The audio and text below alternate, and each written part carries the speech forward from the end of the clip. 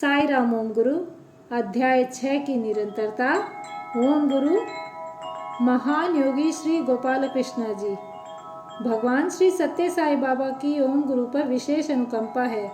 ओम गुरु का दृढ़ता से मानना है कि कर्ता कर्मा भगवान है, वे तो साधन मात्र हैं। वे प्रतिवर्ष हिमालय जाकर तपस्या करते हैं। उनके अनुसार उन्हें प्राप्त गुरु, ज्ञान, सिद्धियां आदि सब कुछ भगवान बाबा की कृपा से है। वे स्वयं को अति सौभाग्यशाली मानते हैं कि उन्हें अनेक साधु संतों, योगियों आदि का आशीर्वाद प्राप्त हुआ है। उन्हें अनेक बार गोचर अगोचर महात्माओं से प्रत्यक्ष वार्तालाप तथा साक्षात्कार का सुअवसर प्राप्त हुआ है। उनके द्वारा प्रदान की गई सिद्धियों का प्रयोग वे दूसरों को दुखों से उबारने के लिए करते हैं। महान पर्वत हिमालय की यात्रा का परम सौभाग्य ओम गुरु को अनेक बार प्राप्त हुआ है। पिछले 18 वर्षों में तरह तरह की अच्छी बुरी परिस्थितियों का अनुभव करते हुए उन्होंने हरिद्वार, ऋषिकेश, वशिष्ठ गुफा, तपोवन, विष्णु प्रयाग, रुद्रप्रयाग, कर्णप्रयाग, चमोली, बद्रीनाथ, केदारनाथ, गंगोत्री, यमुनोत्री, सतोपंत, वसुधारा, स्वर्गरोहिणी, तुंगनाथ, नीलकंठ पर्वत, प्रयागराज, काशी विश्वनाथ, रामेश्वरम, गुजरात एवं मध्य प्रदेश के अनेक स्थान, पशुपतिनाथ, मुक्तिनाथ, अन्नपूर्णा पर्वत, कैलाश पर्वत, मानसरोवर आदि की दैविक यात्राएं की हैं। प्रतिवर्ष 1 मास के लिए ओम गुरु बद्रीनाथ जाकर वहां के महात्माओं की संगत में तपस्या कर उनसे आशीर्वाद प्राप्त करते हैं। ओम गुरु ऐसे ऐसे महान योगियों के संपर्क में आते हैं जिनके बारे में या तो हमें कोई जानकारी नहीं है या फिर थोड़ी बहुत ही है। कमली बाबा, दत्त चैतन्य, कश्मीरी बापू, स्वामी राघवानंद, महाअवतार बाबा जी, उड़ने वाले योगी, खड़े बाबा, डमरम बाबा आदि ऐसे ही कुछ महात्माओं के उदाहरण हैं। किंतु अब चिंता की कोई बात नहीं। इस पुस्तक के माध्यम से उनके बारे में आवश्यक जानकारी प्राप्त होगी। इस पुस्तक को तन्मयता से पढ़ने पर वे महात्मा जन हमें अवश्य में आशीर्वाद देंगे, इस बात में कोई संदेह नहीं। व्यवहार से ओम गुरु अति धैर्यवान प्रकृति के हैं। मुख मुद्राओं तथा शारीरिक हाव भाव द्वारा उन्हें हमारे मन के भेद ज्ञात हो जाते हैं। उनके शिष्यों को स्वयं से संबंधित किसी विषय का मौखिक वर्णन करने की आवश्यकता नहीं पड़ती, वरन ओम गुरु बिना कहे सब जान जाते हैं। बहुत समय तक धीरज बनाए रखने वाले हमारे ओम गुरु को यदि क्रोध आ भी जाए तो शीघ्र ही लुप्त भी हो जाता है। एक ही समय पर अनेक गुणों का सुमेल है महान ओम गुरु। वे अपने शिष्यों को उच्चतम स्तर तक ले जाने के संकल्प पथ पर अग्रसर हैं। शिष्यों को दिए संकल्प के अनुसार उन्हें कभी भी आर्थिक या स्वास्थ्य संबंधी विपदा का सामना नहीं करना पड़ेगा। ओम गुरु अपने शिष्यों को घड़ी के पेंडुलम की भांति दोलन न करने की सलाह देते हैं, बल्कि किसी भी विषय को लेकर मन को स्थिर रखने का सुझाव देते हैं। वे कहते हैं कि किसी कार्य को या तो किया जा सकता है अथवा नहीं।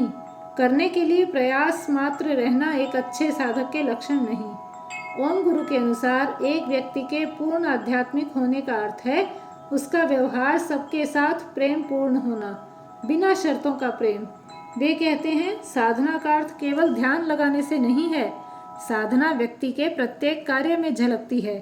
जैसे एक शिक्षक की अपने छात्रों को पढ़ाते हुए तन्मयता में, एक गृहिणी का घरेलू कार्यों से जुड़ाव में, एक व्यापारी द्वारा व्यापार करते समय एकाग्रता में आदि।